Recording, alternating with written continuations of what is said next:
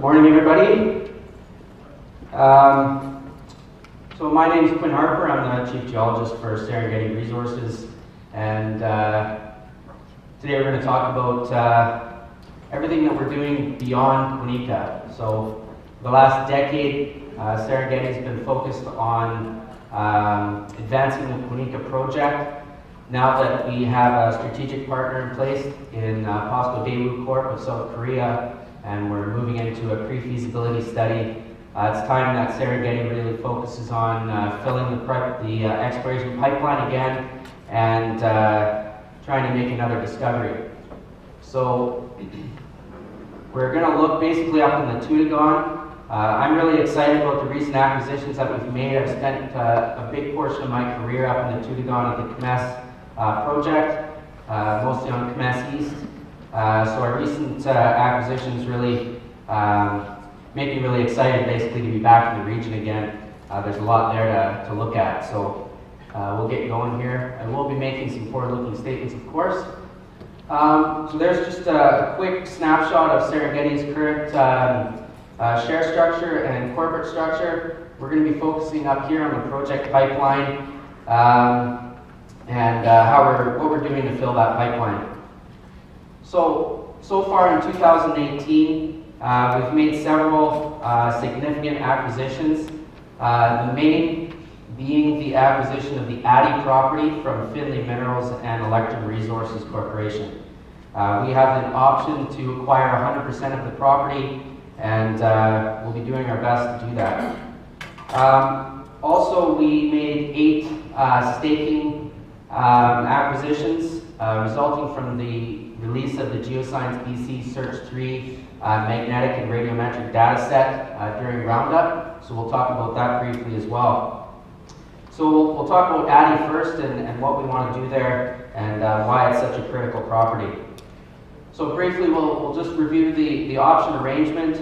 This was announced initially March 4th, just in time for PDAC, and we just received the TSX venture approval day before yesterday, which was released, so we're off to the races there. The arrangement more or less has 2 parts, the first of which is the exploration and property interest expenditures.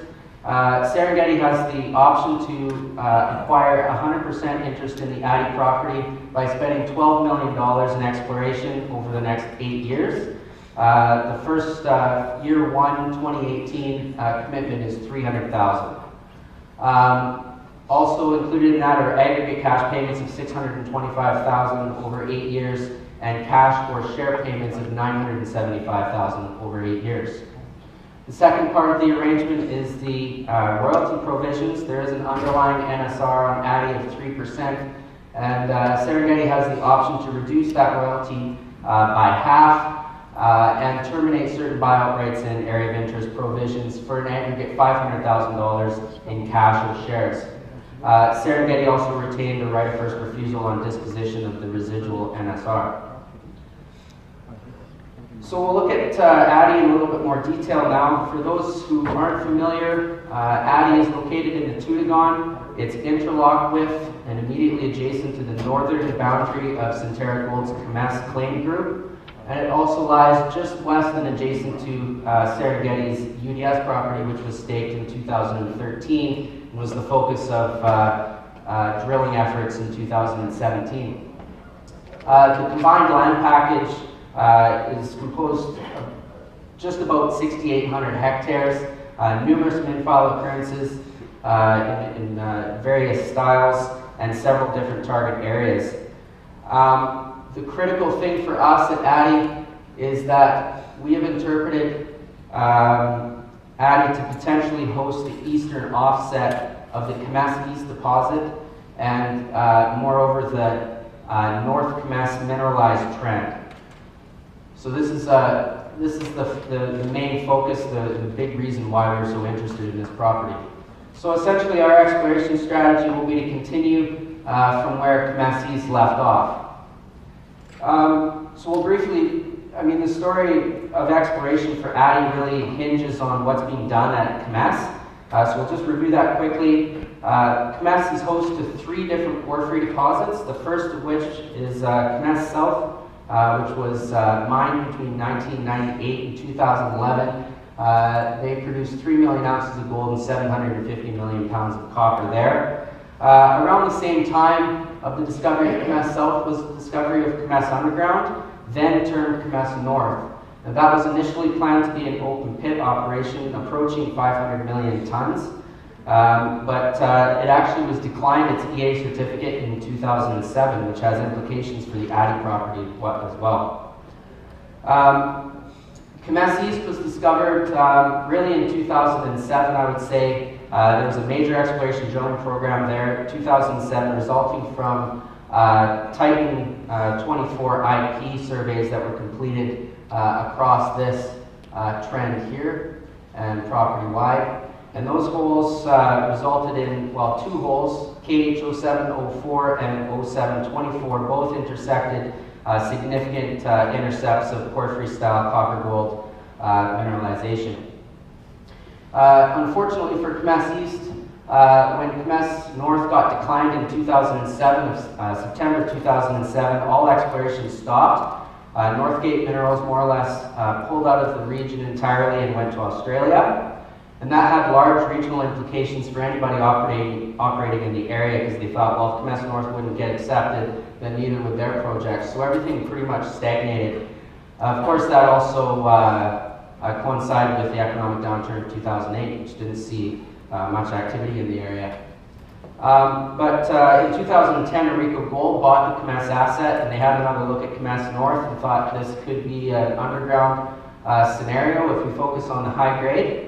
And that's what they did. So they went through pre-feasibility, feasibility on Kemess Underground, and proved that it is a viable concept.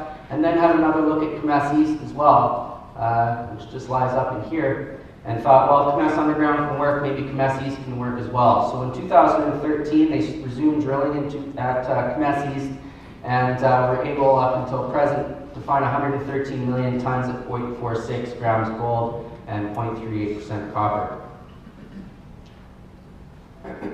So, as far as the sort of the history of discovery at Kemess, at least in that North Kemess trend from Kemess Underground through Kemess East, it really involves a detailed understanding of the post-mineral structural dissection of that mineralized portion. So we want to take that understanding, we want to work with that and use that for targeting on Atty. And our hope is that we'll find the 4th porphyry deposit at Kemess, except it'll be on Atty's ground. So we'll just look briefly at a geological map of the area. Down to the south, we have the Kemess South mined out open pit. We have the North Kemess mineralized trend, which I put in here. Basically from the west, we have the Nugget Zone, Kemess Underground here, the large phyllic alteration zone exposed at surface. In between Kemess Underground and Kemess East is the Kemess Offset Zone, which is a significantly downdropped mineralized block. And then Kemess East, which stratigraphically lies somewhere between the Offset Zone and the Kemess Underground deposit. That whole trend is cut off by a post-mineral strike-slip fault here called the Kemess East Offset Fault. And that's shown here in one of Arico Gold's cross-sections from 2014. This is the Kemess East Offset Fault here. So you're in the mineralized block. This is the deposit area here. When you're drilling, you come through the mineralized block into the fault, off into the other side into much younger Tudagon Formation rocks that show no hydrothermal alteration or anything associated with porphyry mineralization. So the question is, where did the rest of it go? Further to illustrate, here is a 2007 Titan IP line, again, parallel to that mineralized trend. This is chargeability, and you can see the structural dissection of that trend and horst-and-graben shuffling of the mineralized blocks. Right here is where the Kemess East Offset Fault lies, and again, nothing on the other side. So we'll switch and look at Atty. What has been done at Atty over the years? The answer is a lot. It was initially staked in the late, well, as far back as the 60s when people first started exploring in this area, drawn to the large alteration zone at Kemess underground. A series of geochemical soil rock sampling programs, IP, magnetics, VLF, a 2004 drill program here which intersected altered tackle group rocks, which are the host to porphyry systems in this region, weak phyllic and strong zinc skarn alteration with anomalous gold and copper, and even more important in a sense is zinc mineralization. In 2007, so after the drilling, in 2007 Finlay Minerals completed one Titan 24 deep seeing IP line piggybacking on Northgate Minerals program, and it picked out a significant anomaly there as well. So the key thing here though is that there hasn't been any significant work done at Atty since 2007. Well, Kemess East didn't exist yet. So none of the information that was found here has been put into the context of what we know about Kemess East. So again, the exploration strategy is to continue from where Kemess East left off. So here's a sort of an oblique view geological map, viewing from the south towards the north. Down in the southwest corner here, we have the projected footprint of the Kemess underground panel cave, which lies about 1150 meters above sea level. The projected footprint of the Kemess East deposit at the 370 meter level, and that's from the 2017 PEA. We have the Kemess East offset fault here, which is interpreted to be a sinistral strike slip fault. And as far as rock groups here, we have the Hazelton group, the Tackle group, which is host to porphyry style systems in this region, and in the pink we have the Black Lake intrusive suite.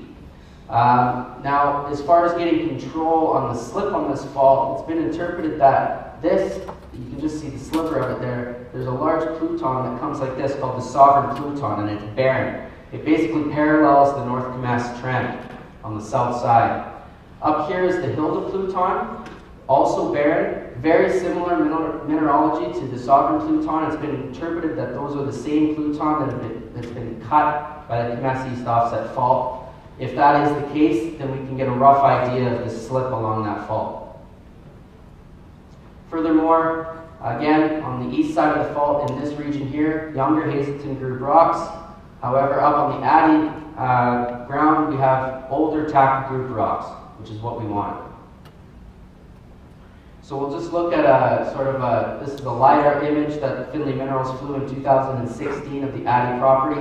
What I've put on there are 5 collar locations. There's actually 7 drill holes in there. Drilled in 2004, generally minus 45 dip into the hillside. Basically, I suppose at the time those holes would have been considered not successful in the sense that they did not intersect a significant mineralized system. However, when we look at the data from those holes and compare it with the data that we see above Kemess East, they're very similar.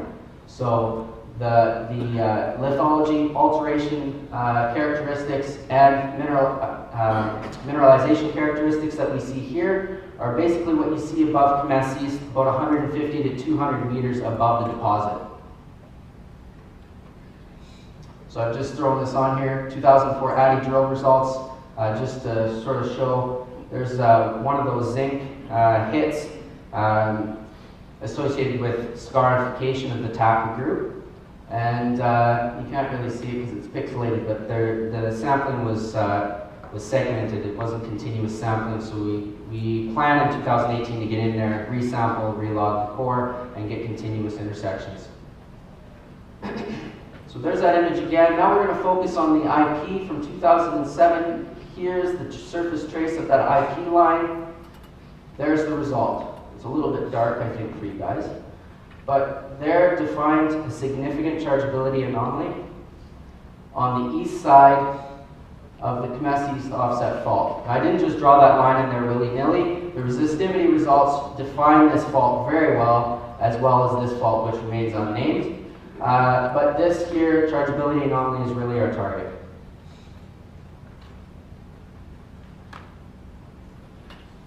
So the combination of Atty and UDS is really perfect. We've now got close to 6,800 hectares combined that we can work with. We have numerous target areas. The main target area I just described. We also have this target area here, which was the focus of 2017 drilling for Serengeti. These, the whole farthest west there intersected significant quartz-sericite pyrite alteration, and it appears to vector towards the northwest, which was a problem for us initially, but now that we have the option to work on the Atty ground, we're going to get up here and have another look and see if we can define another target there. There's also numerous min-file occurrences on the property that hint towards the possibility of there being buried porphyry systems there.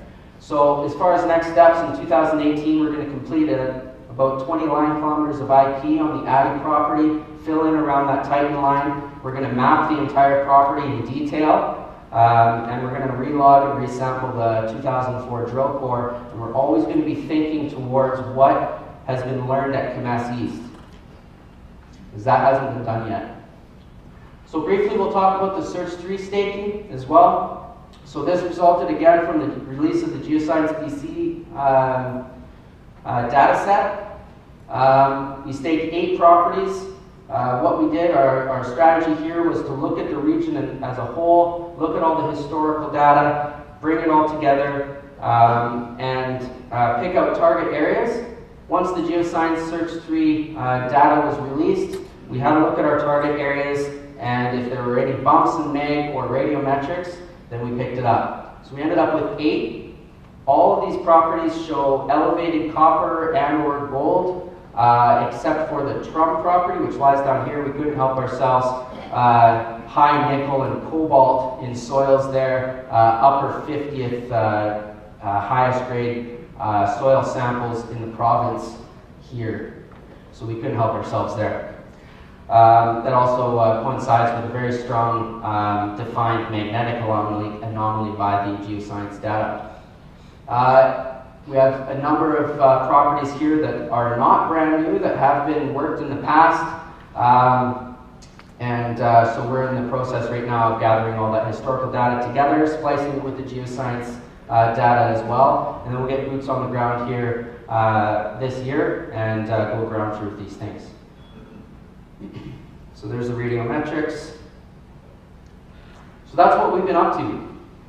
In addition to getting the PFS kicked off for KWANIKA, we're also invested in making another discovery, and that's what we're all about. So we're very excited about that. And 2018 is going to be an extremely big year for us, so I'm really excited about it. So thank you very much.